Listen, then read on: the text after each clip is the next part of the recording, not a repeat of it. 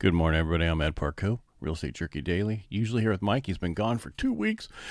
I asked him this morning, coming in, oh, sorry, I got to deal with the grandkids. Get them out of here. Got to help out. I understand that.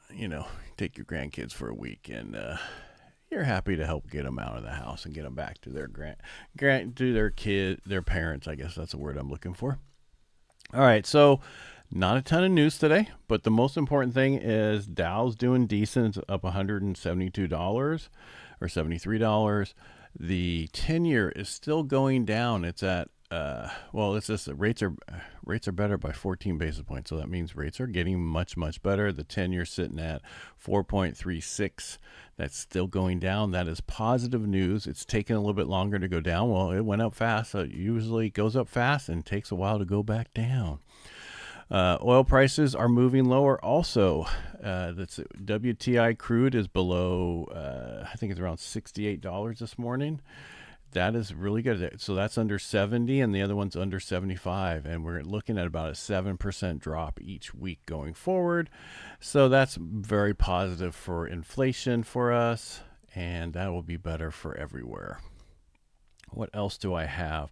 We have, I just said that's $70 a barrel, down another 4 or 5% this morning, which, there was a scare of some tankers issues, but what are you going to do? You're going to have those people who don't want things better trying to stop the stuff becoming better. That's how we have it here. I mean, we said how bad America was to all these foreigners, and now they're coming here for the World Cup and saying, wow, this place is amazing, especially Ranch saying, well, they can take all the ranch they want because I don't like it.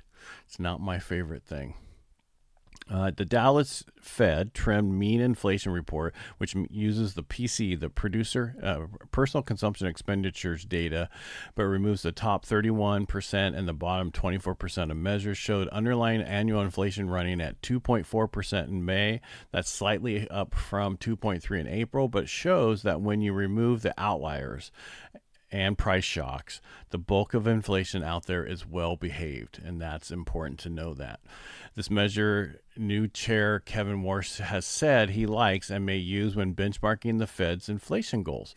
It does a good job of showing how much inflation is coming from oil. The PCE figures earlier this week were 4.1% headline and 3.4% core. So if you do the way what I just explained, which is what they're going to be doing going forward, it shows you more that inflation is actually okay. It's just been the fact that oil's been so crazy. What else do we have? I don't care about the bond, that kind of stuff. Let's get into what's happening. So with commentary from the Fed, everybody's going to be different. So let's move on from that. We have next week is Case Shiller, FHFA appreciation reports JOLTS on Tuesday.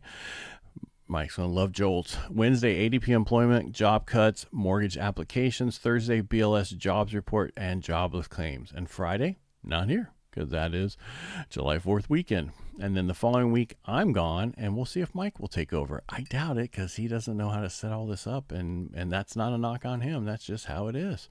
And we will have inventory for this whole week on Monday, and we'll have inventory for nationwide on Monday also. And that's pretty much all we have for the day. There's, even though rates... So if you look at rates right now versus last year at this time, we're still way lower than we were last year at this time. So, and I'm seeing that more and more people are getting into contract. We had a little slowdown there, but I think more and more people are getting into.